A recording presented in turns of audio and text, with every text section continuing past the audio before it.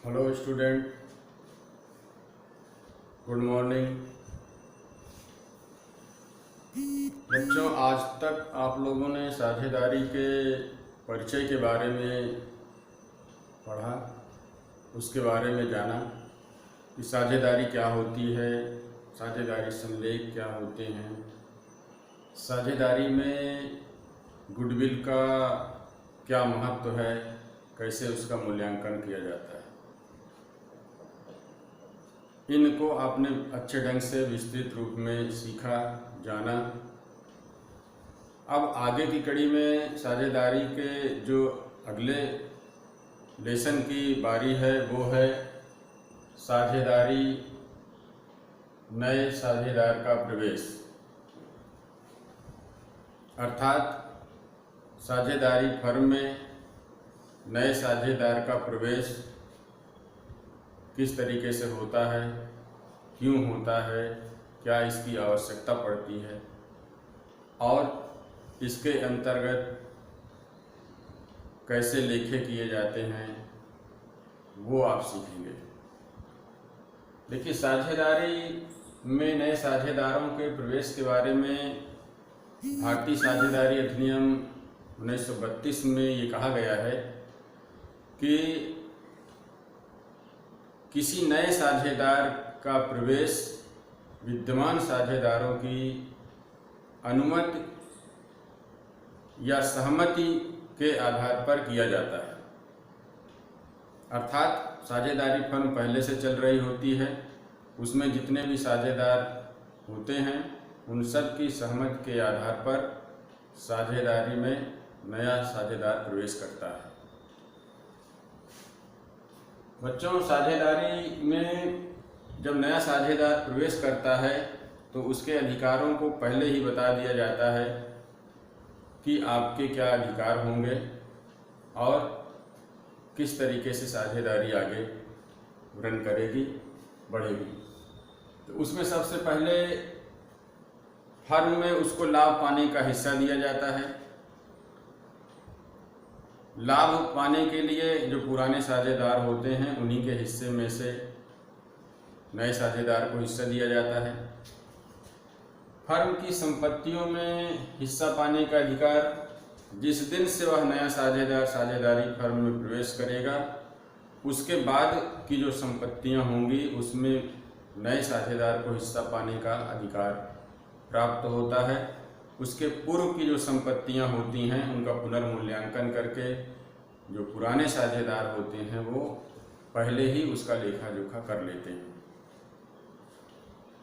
Firm की ख्याति लाना, अर्थात जब कोई नया साझेदार साझेदारी में प्रवेश करता है तो जो फर्म के द्वारा पूर्व में कमाई गई गुडविल होती है उसका मूल्यांकन किया जाता है और उसके आधार पर जो नया साझेदार है उसके हिस्से में कितनी गुडविल होती है वह उसे धनराशि नगद के रूप में लाता है। कभी कभी नगद यदि वो नहीं लाता है, मान लेता है कि हम गुडविल की धनराशि आपको देंगे, उन परिस्थितियों में भी साझेदार के द्वारा जो पूंजी लाई जाती है उसमें से गुडविल का हिस्सा निकाल दिया जाता है और जो शेष बचता है वो उसकी पूंजी मानी जाती है। फर्म के लिए पूंजी प्रदान करना, नया साझेदार जब साझेदारी में प्रवेश करता है तो वह कितनी पूंजी फर्म के लिए देगा इसका भी आकलन कर लिया जाता है और नए साझेदार को ये बताया जाता है कि आपके हिस्से की पूंजी इतनी होगी।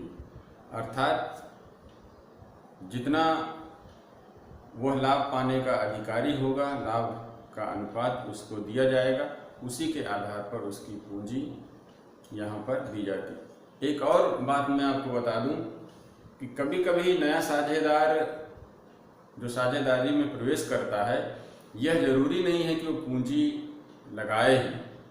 कभी कभी कोई ऐसा योग्य व्यक्ति मिल जाता है जो फर्म के लिए बहुत ही लाभकारी सिद्ध हो सकता है, तो उन परिस्थितियों में भी जो पुराने साझेदार हैं वो आपस में समझौता करके, सहमति करके नए साझेदार को उसकी योग्यता के आधार पर प्रवेश दे सकते हैं साझेदारी में उसको साझेदारी में शामिल कर सकते हैं। ठीक है बच्चों, ये तो था साझेदारों के, यानी जो नया साझेदार आने वाला है फर्म में उसका अधिकार। अब जब नया साझेदार साझेदारी में प्रवेश कर रहा होता है तो बहुत सारी समस्याएं भी आती हैं।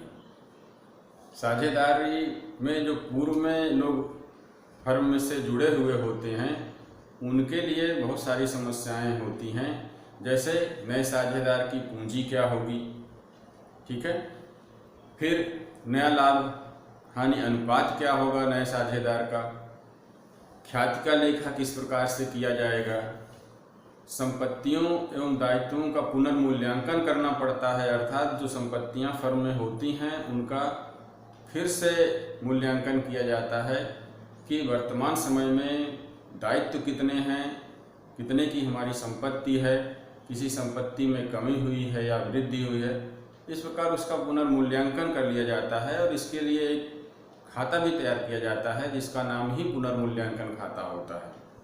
उसके बाद साझेदार के द्वारा जो लाई गई पूंजी होती है उसके आधार पर पूंजी का समायोजन किया जाता है।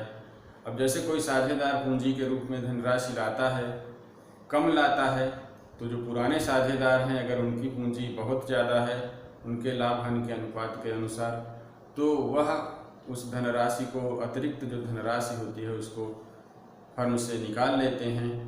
या कभी कभी ऐसा होता है कि नए साझेदार की पूंजी के आधार पर पुराने साझेदारों की जो पूंजी होती है वो कम पड़ जाती है, तो उस दशा में जिनकी पूंजी कम होती है, जिन साझेदारों की, वो नकद के रूप में पुनः साझेदारी में और धनराशि लाते हैं।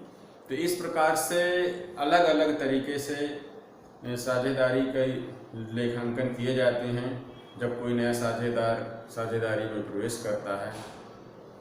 अब अगर कोई नया साझेदार, मैं पूंजी की बात करता हूँ, अगर कोई नया साझेदार साझेदारी में पूंजी नकद के रूप में लाता है तो उसके द्वारा लाई गई पूंजी का फर्म में लेखा किया जाता है जो कि पूंजी खाते में लिखा जाता है। और साथ ही साथ यदि आपसे जर्नल इंट्रीज के लिए कह दिया जाए कि इसका जर्नल तैयार करिए तो वो भी आपको करना होता है। तो साझेदार के द्वारा यदि पूंजी नगद के रूप में लाया जाए, या कभी कभी ऐसा होता है कि कुछ नगद और कुछ संपत्तियों के रूप में भी पूंजी लाई जाती है, तो उन दोनों दशाओं के लिए यहाँ पर इस प्रकार से लेखा किया जाता है। यदि साझेदार पूंजी नगद और संपत्ति दोनों साथ लाता है,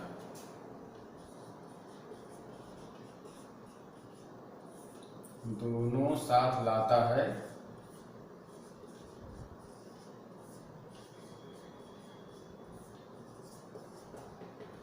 इस दशा में यहाँ पर जो जर्नल एंट्री आपकी तैयार होती है, जो जर्नल एंट्री आप करते हैं, लेखा करते हैं, अगर नगद दे रहा है तो कैश लिखते हैं, हो सकता है चेक दे दे तो फिर बैंक लिखते हैं। तो हम यहाँ पर दोनों लिख देते हैं।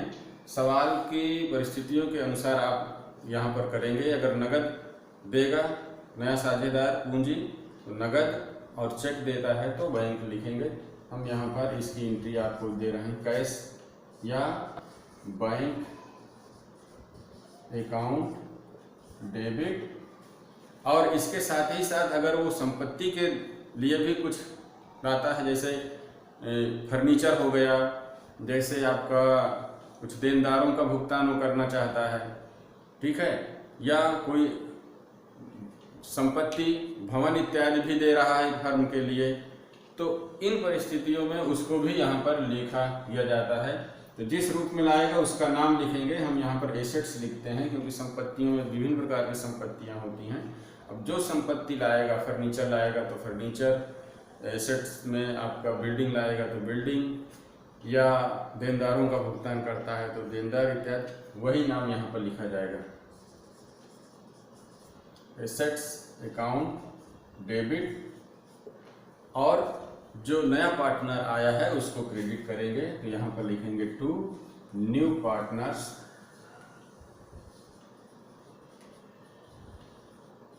Capital account. क्योंकि पूंजी के रूप में लाता है, इसलिए यहाँ पर कैपिटल शब्द का हमेशा आप ध्यान रखेंगे, इसको साझेदारों के साथ जोड़ेंगे। ठीक है, ये हो गई इसकी जनरल एंट्री। नरेशन में आप लिखेंगे being capital brought in by new partner in cash and assets. तो इस तरीके से आपका ये साझेदारों के द्वारा लाई गई पूंजी का यहाँ पर लेखा किया गया है। ठीक है बच्चों, इसके बाद लाभ हानि खाता तैयार किया जाता है, जिसके अंतर्गत संपत्तियों का पुनर्मूल्यांकन किया जाता है और उसके अंतर्गत भी बहुत सारे लेखे किए जाते हैं। इसके सेकंड पार्ट में मैं आपको उसके बारे में बताऊंगा। ठीक है, ओके, थैंक यू।